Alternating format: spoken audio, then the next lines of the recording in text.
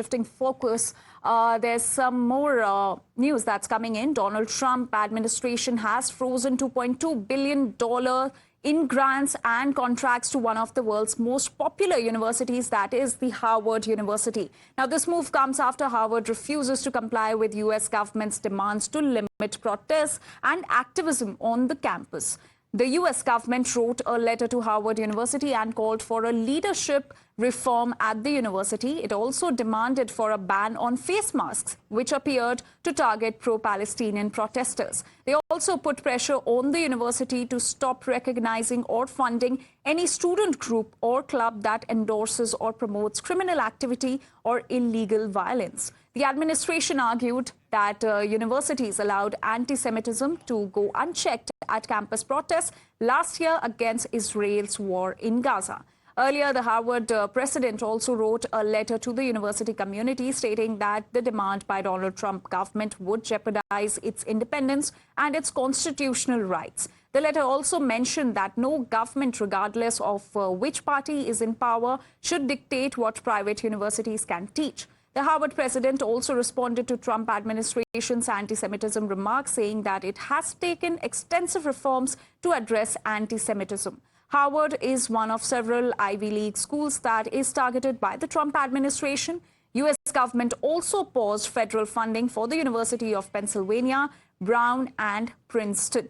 And we have some more inputs coming in. The White House is demanding an apology from Harvard University over what it calls egregious anti-Semitism toward Jewish American students. In retaliation for Harvard's refusal to limit campus activism, the federal government is freezing over $2.2 billion in grants and $60 million in contracts. The standoff sets up a clash over federal authority and the autonomy of U.S. universities. My colleague Srinjoy is now joining us with more details on this. Srinjoy, the clash between the Trump administration and the Harvard University is only intensifying, and now the Trump administration has sought an apology from the Harvard University. Give us more context.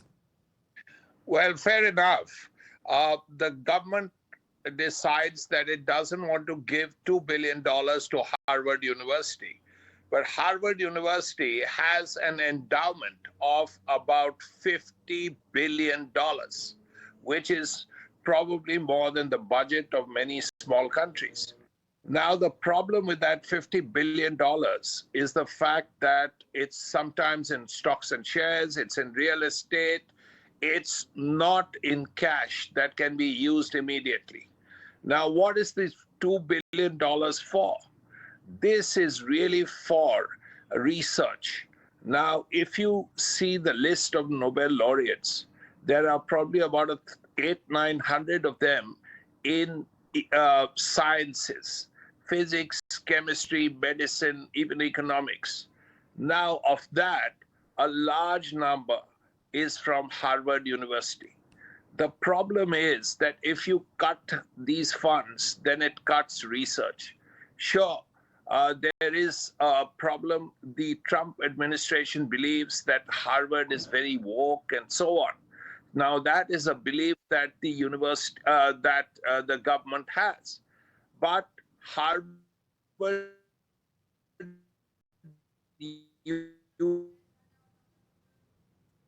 All right, we'll try to reestablish that connection with Srinjoy, but the clash between the Trump administration and Harvard University seems to be intensifying. We have some more inputs coming in.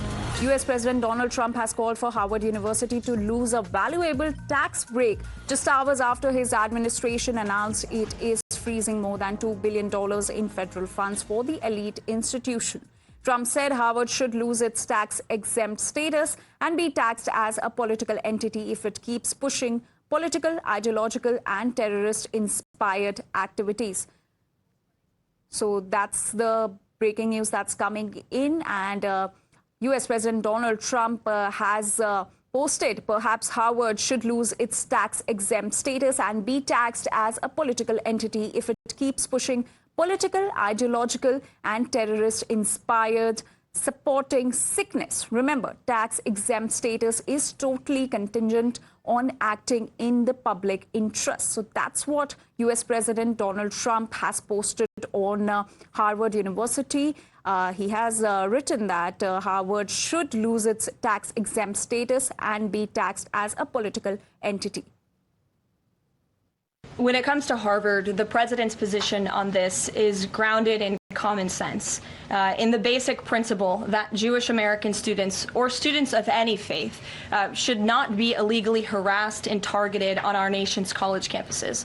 And we unfortunately saw that illegal discrimination take place on the campus of Harvard. There are countless examples to prove it, particularly with the stunning confession by then Harvard President Claudine Gay, who said that bullying and harassment depended on the context.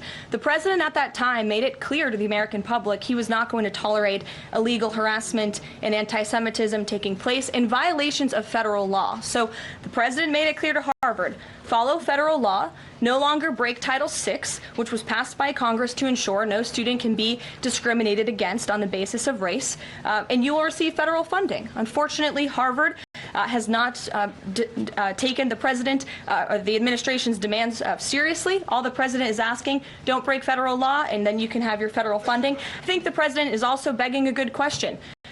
More than $2 billion out the door to Harvard when they have a more than $50 billion endowment. Why are the American taxpayers subsidizing a university that has billions of dollars in the bank already? And we certainly should not be funding a place where such grave anti-Semitism exists. So after cutting grants and contracts to Harvard University, U.S. President Donald Trump has said that Harvard should lose its tax-exempt status and be taxed as a political entity if it keeps pushing political, ideological and terrorist-inspired sickness.